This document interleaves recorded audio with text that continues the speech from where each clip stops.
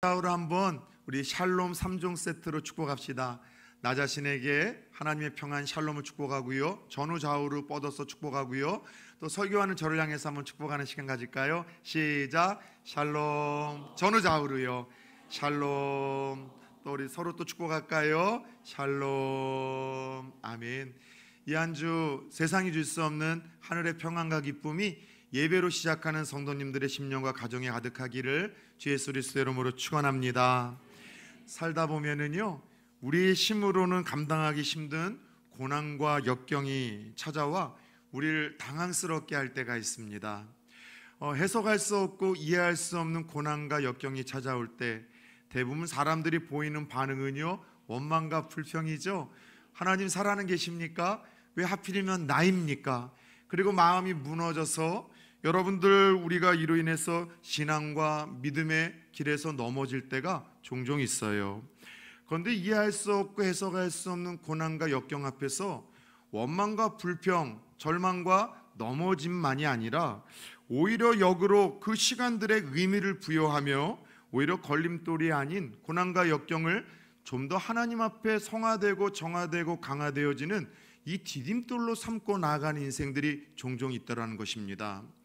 여러분들 중에 혹시 덴마크의 유명한 장난감 회사 레고라고 알고 계시는 분들 있을지 모르겠습니다. 이 덴마크의 장난감 이 회사 레고 창업주는요, 되게 신실한 크리스찬이었었습니다. 발음하기가 조금 어려워서 보고 제가 읽도록 하겠습니다. 올레 키르크 크리스티안 얀센. 이름이 세 글자면 딱 좋은데 왜 이렇게 긴지 모르겠어요. 근데 이 덴마크 이 레고의 창업자는요, 아주 어려서부터 신실한 믿음의 사람이었었어요. 믿음의 가정에서 자라고 태어났죠. 그런데 이런 믿음의 가정이 되게 어려웠어요. 그래서 가난해서 그는 어려서 고생을 많이 했고 공부도 제대로 못했습니다.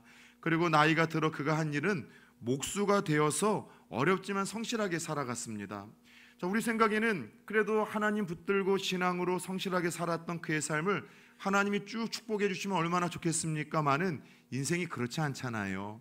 여러분, 무언가 조금 먹고 살만할 때 그가 하는 이 업종에 불경기가 찾아온 거예요. 그래서 줄도산으로 도저히 자기의 이 목재를 납품할 데가 없어졌습니다. 그런데 기도의 사람, 믿음의 사람이었던 그는요, 이 고난의 때를 오히려 여러분 기회로 만들어 갑니다. 목재 장난감을 만들어서 팔기 시작을 했던 거예요. 그리고 오히려 이 목재 장난감으로 만들어 판 것이 그냥 목재를 건축 자재로 팔았던 것보다 훨씬 더 여러분 수익이 크게 창출을 해서 먹고 살만했는데, 안타깝게도 또 불경기가 찾아왔습니다. 그런데 또 안타깝게도 거기다가 여러분들이 이 공장에 불이 나가지고서 나무 목재로 여러분들 가득 채운 그 공장이 얼마나 잘 탔겠습니까? 하나도 건지지 못하고 다 불타버리고 만 거예요. 이 정도라면 원망 불평, 여러분 하나님을 향한 신앙과 믿음 다 내어 던질만 하지 않겠습니까? 그런데 이 고난과 위기에서도 그는 또 기도하면서 어떤 생각을 갖고 도전했는가 하면, 여러분 이 장난감 소재를 나무에서 좀 불이 잘 안 붙는 플라스틱으로 만들면 어떨까라는 감동을 가지고 이 나무 목재 소재에서 플라스틱 장난감을 만들기 시작을 했고, 이것이 대박이나 지금의 국제적인 그 유명한 장난감 회사 레고라는 기업을 만들었습니다. 말 그대로 고난과 역경이 있었지만 고난과 역경을 오히려 신앙과 믿음과 삶의 디딤돌로 삼아갔던 인생이라고 할 수 있겠죠. 그러면서 오늘 함께 읽었던 본문에서도 역시 말할 수 없는 고난과 역경이 찾아왔지만 그로 인해서 넘어진 걸림돌이 아니라 디딤돌로 삼고 나아간 한 사람의 이야기가 등장합니다. 바로 사도 바울의 이야기입니다. 사도 바울, 누구보다도 하나님을 사랑했고 누구보다도 하나님의 사랑을 받았던 사람이었었죠. 신앙의 길을 걸어가며 그처럼 하나님을 강렬하고 짜릿하게 만나고 경험하고 체험한 인생들이 사실 얼마나 있겠습니까? 죽지 않고 천국에 3번이나 갔다 왔습니다. 하나님 음성을 직접 듣고 보기도 했죠. 놀란 능력과 기적을 펼치기도 했었고요. 수많은 어려움과 숱한 역경 속에서도 여러분들 세계 선교의 업적과 포석을 여러분들 이뤄낸 이가 바로 사도 바울입니다. 그런데 사도 바울도 하나님의 사랑을 받고 하나님과 동행했던 사람이었었지만 오늘날 우리가 때때로 경험하는 인생의 고난과 역경을 피해갈 수는 없었던 것 같습니다. 그리고 그 또한 오늘 우리가 경험하는 인생의 고난과 역경 위기 앞에서 오늘 믿지 않는 사람들이 보이는 평범한 반응들을 보였다는 데에서 저는 사도 바울의 이야기를 보고 들을 때마다 아주 묘한 좀 감동과 위로를 받아요. 자, 고린도서 1장 8절 9절에서는 사도 바울이 예수를 믿으면서도 받았던 고난을 이런 식으로 표현을 합니다. 한마디로 살 소망이 끊어졌고 사형 선고를 받은 상태와 같았다라고 고백을 했죠. 살 소망이 끊어졌다는 게 뭐예요? 죽고 싶다는 거예요. 사형 선고를 받았던 것과 같은 상태다. 이거는요, 사는 게 아니라는 그런 고백입니다. 함께 읽었던 본문 8절 9절을 보면은요, 그의 고난과 역경을 이렇게 표현합니다. 사방으로 우겨싸움을 당했대요. 이런 적 있지 않습니까? 여러분, 사방을 봐도 이 빠져나갈 길이 안 보이는 거예요. 그냥 모두가 꽉 막혀서 해결 방안이 없고 길이 없을 때 우리가 사방으로 우겨싸움을 당했다고 하는데, 사도 바울이 그런 상태였대요. 게다가 답답한 일로 인해서, 박해로 인해서 심지어 거꾸로 트림을 당했다. 완전히 절망의 구덩이에 처박혀서 어찌할 바를 모르는 상황 속에 그가 지금 고난과 역경의 시간을 보내고 있다고 소개를 하는 거예요. 여러분, 흥미로운 것은 이처럼 하나님을 사랑하고 사랑받았던 사도 바울에게도 고난과 역경이 찾아와 때로는 죽고 싶고 살 소망이 사라지고 전후 좌우를 보더라도 길이 없어 도저히 회복되지 못할 것 같은 어려움의 시간들이 찾아올 때가 있는데, 흥미로운 것은 그 시간 속에서도 사도 바울은, 여러분, 나는 낙심하지 않는다는 이야기를 계속해서 해요. 따라서 봅시다. 나는 낙심하지 아니하노니. 네, 이런 사랑이라면 여러분 충분히 낙심하는 상황이잖아요. 절망할 상황이잖아요. 그런 이런 상황 속에서도 낙심하지 않는다고 반복적으로 1절에서, 그리고 더 나아가 또 여러분 8절에서, 그리고 여러분들 또 계속해서 16절에서 그런 고백을 합니다. 그리고 더 나아가 중요한 것은 성도는 그 가운데에서도 고난과 역경 속에서도 충분히 버텨내고 견뎌낼 수 있는 존재들이라고 우리에게 이야기를 해요. 그 이유가 무엇일까요? 함께 읽은 본문을 통해서 사도 바울이 이해할 수 있는 고난과 역경 속에서도 어떻게 버텨내고 견뎌냈고 무엇 때문에 낙심하지 않는지 함께 살펴보는 시간을 갖고자 합니다. 결론부터 말씀을 드리자면, 우리와 똑같은 고난과 역경이 찾아왔지만 그 고난과 역경에서, 따라서 봅시다, 의미를 찾고 의미를 부여했기 때문입니다. 네, 부인할 수 없는 똑같은 고난과 역경에서 의미를 찾고 의미를 부여했기 때문에 그는 낙심하지 않고, 그리고 성도들은 충분히 고난과 역경 속에서도 이기고 버텨낼 수 있다라고 이야기를 합니다. 그렇다면 고난과 역경 속에서 사도 바울은 죽고 싶을 만큼, 여러분, 사방을 둘러보아도 길이 보이지 않을 만큼 그 상황 속에서 자신에게 주어진 고난과 역경에 어떤 의미를 도대체 부여했을까요? 여러분, 한마디로 고난은, 따라서 봅시다, 복되고 유익하고 가치가 있다. 그 의미를 부여한 거예요. 결론적으로 고난은 이렇게 뒤돌아보니 역시 복이 되었고 유익하고 가치가 되었다. 그래서 여러분, 제가 성도들을 보더라도 진짜 신앙이 자라고 성숙할 때 나오는 신앙 고백이 이 고백인 것 같아요. 지금 내게 주어지는 고난과 역경을 다 이해할 수는 없어요. 왜 우리 가정에 이런 어려운 시간들이 찾아왔는지, 내 몸에 이런 몹쓸 질병이 찾아왔는지, 내 자녀들에게 이런 끔찍한 시간이 찾아왔는지, 왜 내가 손대는 기업과 생업이 이렇게 좀 어렵고 흔들리고 있는지, 사실 우리에게 찾아오는 형형색색의 고난과 역경을 우린 다 이해해낼 수 없고 해석해낼 수 없습니다. 그러나 진짜 신앙이 성숙하고 자라는 때는 언제인가? 고난과 역경이 이해가 안 되고 해석이 안 되지만 이와 같은 신앙 고백을 할 때예요. 그럼에도 결론적으로 고난은 복이 되고 유익하고 가치가 있을 것이다. 내게 주어지는, 하나님의 자녀들에게 허락되어지는 모든 고난은 결론적으로는 유익하고 복이 되고 가치가 있을 것이다. 이 고백을 우리가 터뜨리기 시작할 때 우리의 신앙이 진정 한층 성숙해진 거고요, 깊어지는 법인데, 오늘 사도 바울이 그 고백을 드리고 있다는 것이죠. 그렇다면 도대체 사도 바울은 자신에게 주어진 그 고난에 어떤 의미를 좀 부여했을까요? 무엇 때문에 복이 되고 유익하고 가치가 있다는 의미 부여를 하는 것일까요? 첫 번째, 모든 고난은요, 우리의 속사람이 새로워지는 시간이기 때문에 그는 복되고 유익하고 가치 있다고 고백을 합니다. 여러분, 오늘 사도 바울은 자신에게 찾아온 고난과 역경, 오늘 우리들이라면 그 상황에서 원망하겠죠, 불평하겠죠, 신앙이 흔들리겠죠. 그렇더라도 누구 하나 손가락질 못할 겁니다. 왜냐하면 고난 당해보지 않으면 여러분들 함부로 고난 당한 사람들 손가락질을 해서는 안 돼요. 여러분 정말로 힘들고 어려운 시간 버텨내고 견뎌내는 사람들, 때때로 좀 신앙이 흔들리고 때때로는 조금 삶이 흔들리더라도 그러려니 하고 이해를 해줘야 돼요. 그런데 그럴 수 있는 이 상황 속에서 사도 바울은 계속해서 믿음의 고백이었을까요? 의지적인 선포였을까요? 나는 낙심하지 않는다. 그럼에도 불구하고 나는 낙심하지 않는다는 말을 반복하고 있습니다. 그 이유는 하나예요. 자신에게 찾아온 모든 고난과 역경을 가만히 들여다보면 그 안에 고난과 역경을 통해서 하나님이 놀라운 변화를 일으키고 계심을 발견했다는 거예요.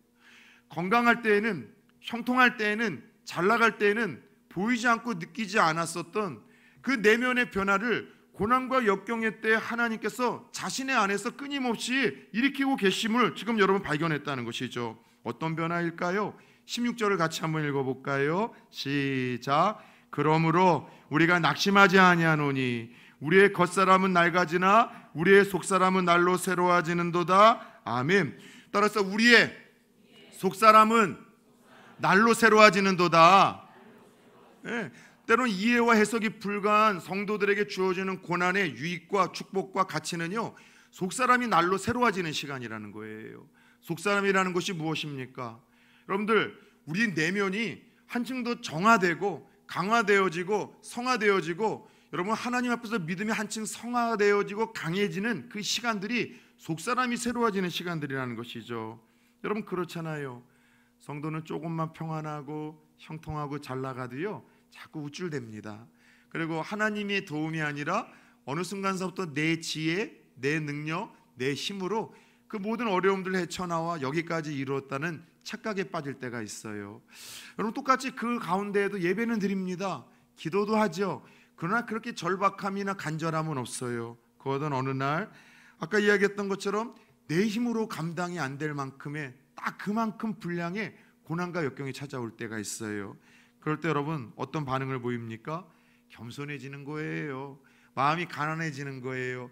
다시 소원해지고 멀어졌었던 하나님을 바라보게 되고 하나님의 이름을 부르게 되고 하나님의 도움을 구하는 것이 우리 인간들의 연약함과 실체 아니겠습니까?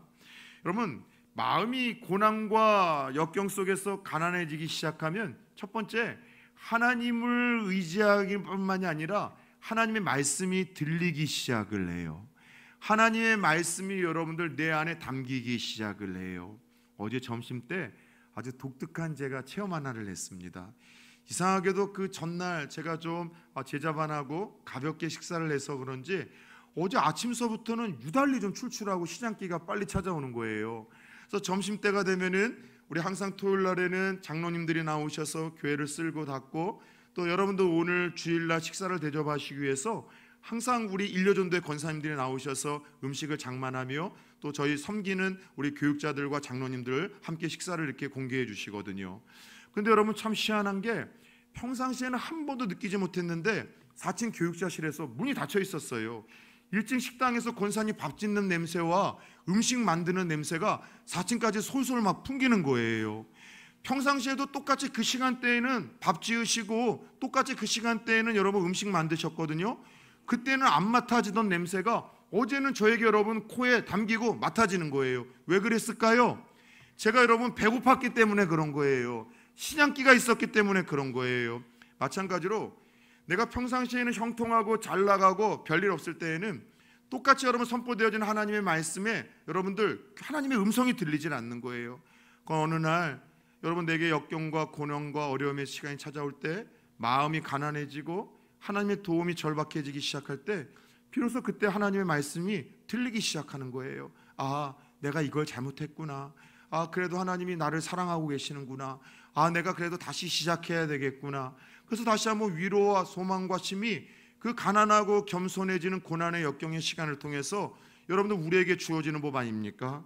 그래서 다시 한번 하나님을 의지하기 시작하고 주어진 말씀을 붙들기 시작하며 이전보다도 고난을 통해서 더 깨끗해지는 정화의 은혜, 더 예수님 닮아가는 성화의 은혜, 더 강해지는 강화의 은혜가 우리들에게 주어지는 거예요. 여러분 고난의 아이콘이라고 일컫는 욥도 그래서 그렇게 고백하지 않았습니까? 욥은 고난을 이해하려고 했지만은 이해가 안 됐어요. 해석해내려고 했지만 해석이 안 됐어요. 그러나 버티고 견뎌내다가 어느 한순간 고난을 그가 다 극복해 나고 나서는 하나님 앞에 이런 신앙의 고백을 합니다. 하나님, 내가 고난 전에는 하나님을 귀로만 들었었는데 이제야 눈으로 하나님을 배웁니다. 고난이라는 것은 귀로만 들었던 하나님, 나에게는 좀 멀게만 느껴졌던 그 하나님이 내 가까이 오시고 나를 붙들고 계시고 나와 함께 하고 계시고 그분이 내 안에서 나를 이전보다 더 여러분들 하나님 닮은 사람으로 만들어가는 속사람의 변화가 있는 시간이라는 것을 기억하며 고난에 여러분 특별한 의미를 부여하며 힘을 낼 수 있는 성도님들 되어지기를 축원합니다. 여러분들, 명품 바이올린 재료들이 남미와 북미 쪽에서는 로키 산맥 3000m 수목 그 한계선에서 주로 여러분들 만들어진다는 이야기 몇 번 드렸었잖아요.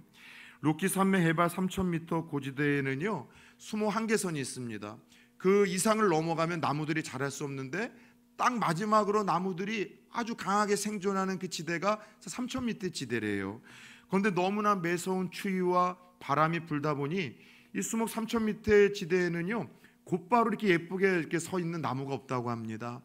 바람에 의해서 추위에 의해서 모진 고통을 다 당하다 보니 그래도 생을 포기하지 않고 견뎌냈던 나무들은 마치 무릎을 꿇은 것처럼 이렇게 휘어져서 그렇게 여러분 생명을 유지한다는 거예요.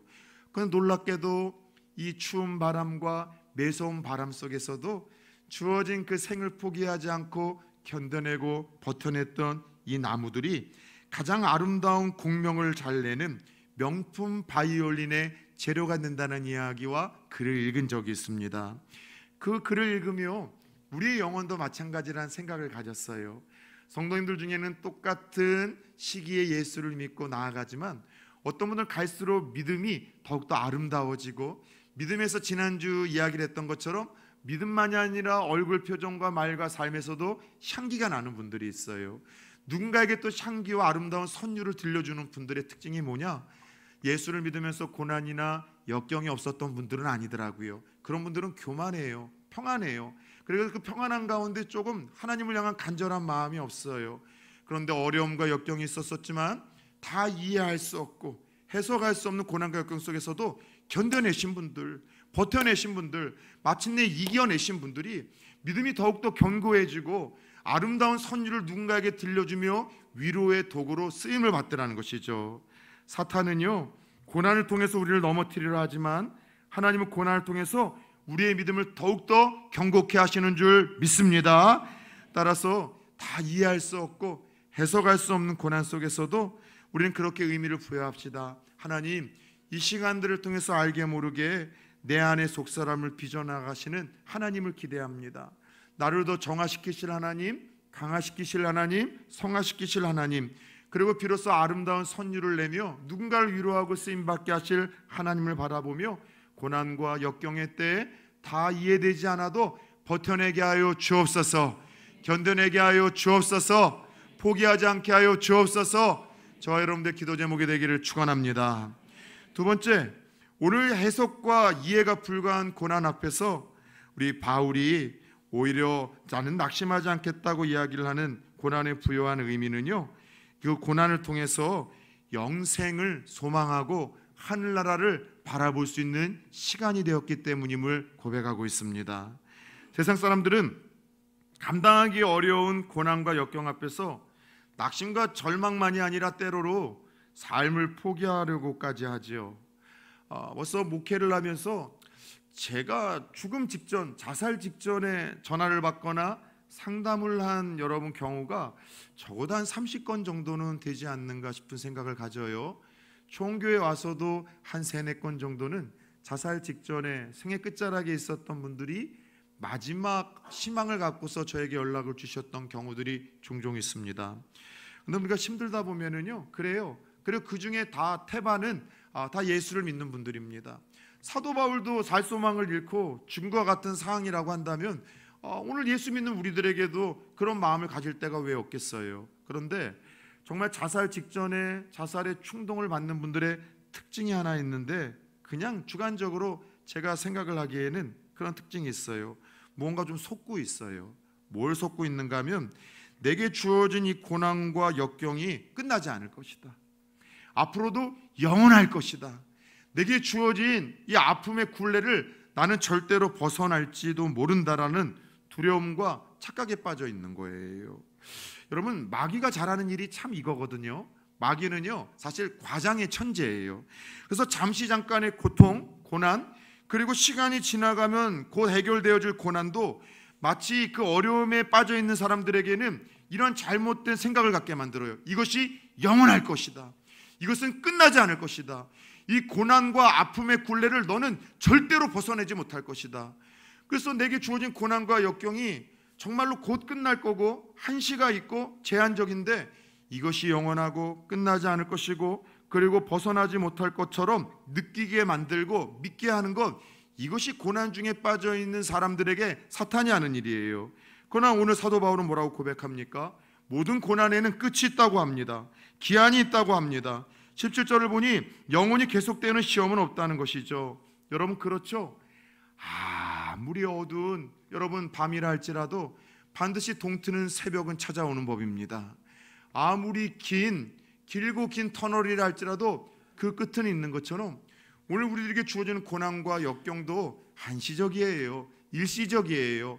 비록 그것이 여러분들 오래 간다 할지라도 우리가 죽을 때밖에 여러분 이게 쫓아오지 못할 것 아니겠습니까? 따라서 예수 믿는 사람들은 죽어도 천국이고 죽어도 구원이고 죽어도 영생이다. 오늘 사도 바울이 그 고백을 하는 거예요. 모든 고난에는 끝이 있고 기한이 있고 영원히 계속되어지는 시험이 없으니 속지 말라는 것이죠. 더 나아가 바울은 성도들에게 고난이 일시적일 뿐만이 아니라 특별히 믿음으로 인해서 자처하는 고난들이 있잖아요. 잘 믿으려고 하고 주를 위해서 열심히 믿으려고 하다가 주어지는 고난에는 반드시 장차 하늘나라에서 주어지는 여러분 축복과 보상이 있다고 합니다. 여러분, 성도들에게 장차 주어질 마지막 영광과 축복은 예수 믿는 자들에게 약속된 부활이에요. 영생이에요. 천국에서의 그 영원한 삶이라고 말씀을 하십니다. 하나님 예수 그리스도로 말미암아 성도들을 다시 이 땅에서 살리셔서 영원한 주님 앞에 세우실 줄 믿습니다. 그리고 이 땅의 고난과 일시가 한계처럼 느껴질 것처럼 영원한 그 하나님의 나라의 영원한 시간에서 우리에게 영원한 행복과 평안과 기쁨, 눈물이 없고 아픔이 없고 애통하는 것이 없고 수고가 없는 그곳에서 영원한 천국과 영생이 있음을 우리에게 약속을 하시는데, 이 영원한 부활과 영생과 천국에서의 안식이 우리가 이 땅에서 너무나 평안할 때는 보이지 않는 거예요. 느껴지지 않는 거예요. 그런데 언제요? 비로소 고난과 역경의 때에 내게 주어질 그 하늘나라와 그 영생의 소망, 천국에 대한 그 소망과 믿음이 우리 안에 여러분 싹트기 시작하는 것이 고난에 부여할 수 있는 영적인 의미와 유익이라는 것입니다. 가끔 영화나 드라마를 보면 주인공들이 큰 위기에 처하는 장면들이 등장을 합니다. 여러분, 그럴 때 여러분의 그 심적 마음의 상태를 좀 어떻게 고상하게 표현할 수 있을까요? 저는 고상한 표현은 모르겠고 막 주인공들이 막 죽을 것 같은 위기의 장면이 연출되면은요, 그냥 심장이 쫄깃쫄깃해져요. 마음이 막 쫄깃쫄깃해져요. 주인공 죽으면 어떡하지? 새드 엔딩으로 끝나면 어떡하지? 저희 제일 싫어하는 영화와 드라마의 여러분 스토리가 새드 엔딩으로 끝나는 거예요. 막 나이가 좀 들긴 했지만은 막 전화해가지고서 왜 이따위로 막 드라마 만드냐고 영화 만드냐고 따지고 싶은 거예요. 막. 그런데 여러분들 그럴 때 있잖아요. 드라마의 영화의 결말을 이미 다 할 때가 있어요. 예를 들어 너무 재밌어서 2번, 3번 볼 때는 내가 그 결과를 다 알죠. 혹은 영화나 드라마를 한 번도 보지 않았지만 눈치 없는 누군가가 스포를 해버린 거야. 그 주인공 죽어. 주인공 절대 안 죽어. 스포를 해버려서 결말을 다 알 때가 있어요. 그런 사람들은 드라마나 영화에서 주인공이 죽을 것 같은 위기의 상황이 연출되어져도 과정이 어떻든 절대 동요하지 않습니다. 오히려 그 위기의 상황들을 조금 더 여러분들 주목하며 즐길 뿐이죠. 주인공들이 아무리 절체절명의 위기에 처한다 할지라도 초조해하지를 않습니다. 결말을 아는 자의 여유라고 할 수 있어요.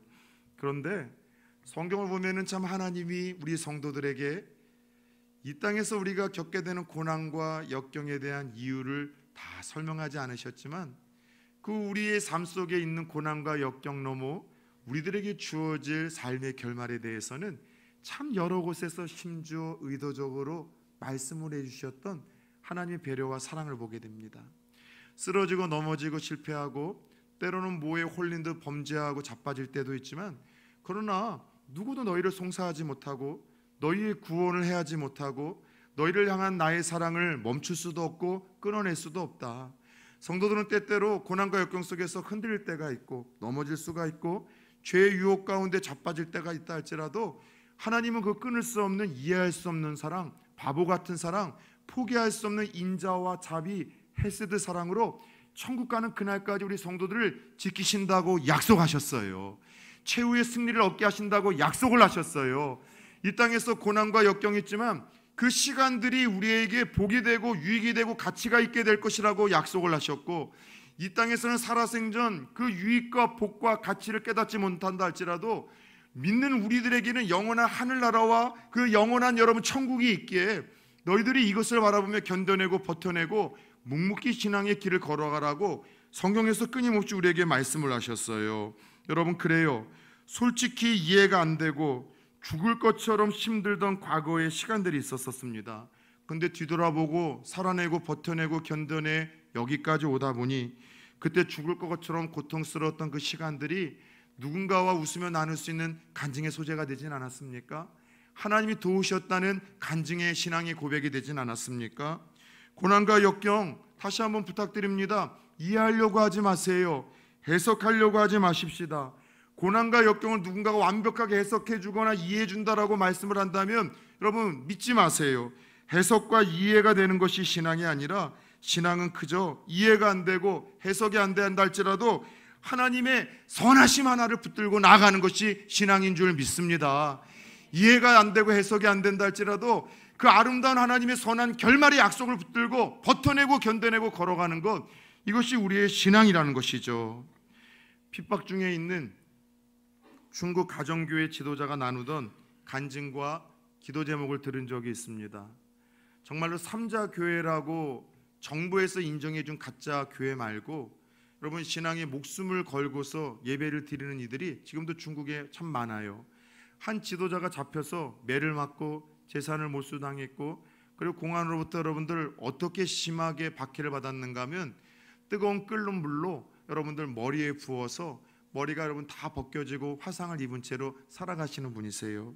그래서 이러저러한 이야기, 그런 가운데에도 고난과 역경이 있지만은 중국 안에는 더 많은 복음이 확산되어지고 있고 하나님의 나라는 계속해서 왕성하게 펼쳐지고 있다는 이야기를 듣고 그 은혜가 북한으로도 흘러간다는 이야기를 들었어요.